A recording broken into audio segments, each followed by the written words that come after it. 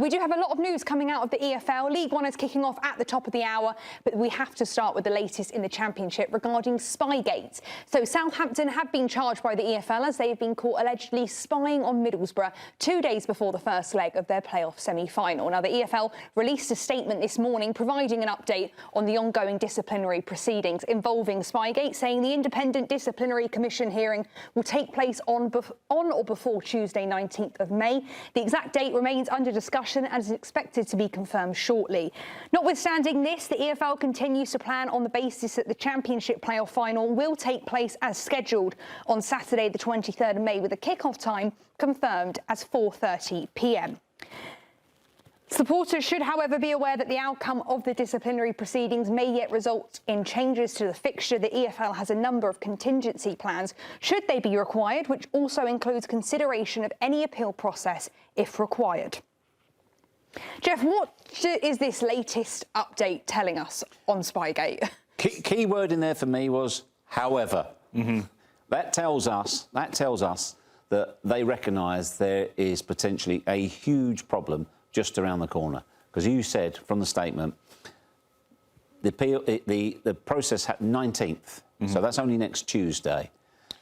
Saturday. Yeah, the game is on the Saturday. Now, I would add that the league always have contingency plans for every final, so they do have to deal with this type of thing.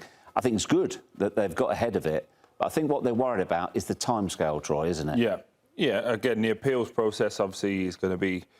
Normally, that can take years to resolve. But in this situation, I think I'm hoping for a clean-cut finish on this. That never happens. Maybe I'm being a bit of an idealistic person, thinking, right, if they come to a conclusion, right, this independent panel, that they have broken the rules, it's all of these things, I'm hoping it's so clear-cut that Southampton can't appeal it. Well, almost that they'd be too embarrassed to appeal. Do you get what I mean? Yeah, let's not prejudge it. You know, equally, Southampton may well have a defence, which is possible.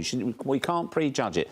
I've got big. Yeah, I like to establish the facts first and foremost, right? So, you know, I think the key is whether it's systemic, Troy. If it's proven that this has happened multiple times across the league season, that's a very different scenario. And if there is proof as such, then that would be very difficult to argue. Yeah, I totally understand that in all seriousness. But from my point of view, one time is too many, right? I agree. I think if you're doping within the game, if you're cheating within the game, for me, I don't like it. And I've said very clear from the start, if this makes me unpopular with Southampton fans, Southampton as a club, I don't really care. I'll live and die by it. I played in this game for 17 years. Never once have I had a manager be in this situation. I've never once failed an adverse finding in a drugs test, because the rules are very clear. Do these things and play the game. That's it. That's the problem, though, on this one. I mean, you can't... Hannah, this is an extraordinary situation, given the size of the prize. It's incredible. Everybody talks about, oh, this happened not that long ago, Derby Leeds. This is a different... It wasn't in place then, though, was it? The rules. And they changed the rules. Yeah. But what isn't in the rules, Troy, is the punishment. If it said in the rules, if you are caught doing this, you will be docked points. Now, if it was docked points, that means they didn't finish wherever they did. So, but it's happened, and it's in the playoffs. So, in many ways, it's the perfect storm. But also, on the flip side to that, if you're the EFL, you're in a very sticky situation. Because, for example, let's fast forward it a little bit. Let's say they get caught and they fine them £3 million. Let's just make up a number. And they win and they're in the Prem. Who cares? They're getting 200. So now what that does then, it says to everybody else, and I'm not advocating for this, obviously, but if I was a Watford, if I was a Birmingham, if I was a Charlton, I'd be going, well, let's do that every week. Let's cheat. Because at the end of it, it's only £3 million, and we get 200 anyway. Do you know what I mean? In terms of how much money I'm going to make, who really cares? I think they're in a real difficult situation where they have to go as strong as they can just to get authority of the whole league. Because remember, this isn't the Premier League where it's just 20 teams. This is 72 teams. This is a lot of teams that will all be looking at this going, right, OK, well, let's see what we can do. Yeah. Let's see where they push it. A cynic, Troy, would argue that some Premier League teams have done that with PSR and said, look, we'll just pay the fine because it means we will gain elsewhere, we can take that in our stride. How's that played out for Leicester? You could argue, how's it played out for some other clubs? Yeah, and, no, I get your point. I do get your point. I think the biggest thing here is the fact that it is unprecedented. We don't yet know Southampton's defence, but the three-man commission will decide by Tuesday, we're told. Then Southampton have to decide if they're going to appeal. But then that appeal goes to a different commission. So it's a new set of people who you are appealing to. And now the league have asked it for it to be expedited, so as quick as possible. But who else does this affect right now in terms of... Middlesbrough, Wrexham, Derby, and the biggest one for me, Hull. So talking about Hull, obviously the Spygate is involving Southampton and Middlesbrough, but it does seem like it affects Hull maybe the most. It's a killer for Hull because... Not just yet. No, it is a killer for Hull because even now, Jeff, for the biggest game of their recent history under this new ownership, right, you would want to be as prepared as possible. Yeah, you'd like to be settled, wouldn't you? So, first off, I'd like to know who I'm playing. That might help. Whether we're going to do the tactics, whether we're going to do the set pieces this early, I know that normally comes closer to the game. But I would like to have an idea as a manager and as an ownership, or even as a fan, who are we going to play? That's a simple... If you're playing, you're a centre forward, say you're Ollie McBurney, you want to think about mentally as quickly as possible, these are the centre backs I'm up against.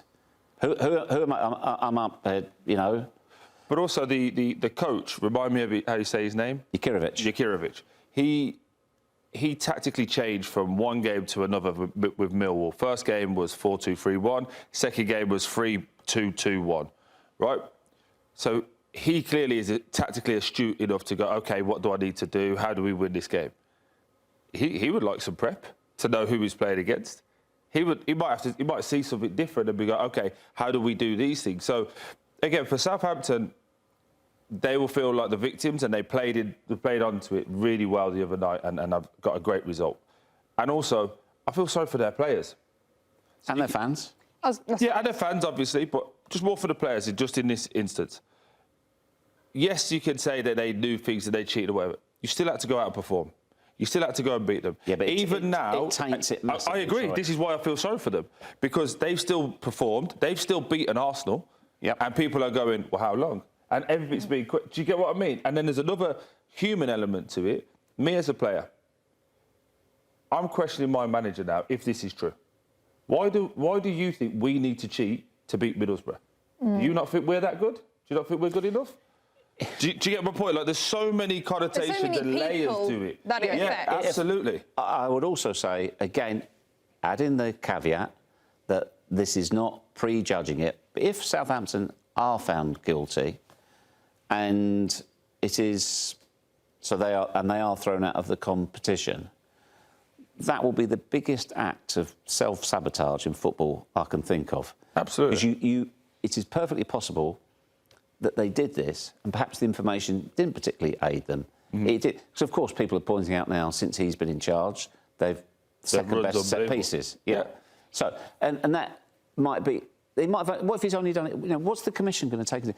If it's proven they only did it this once and there was no real benefit to them, and they saw the footage that was filmed, what does that tell us?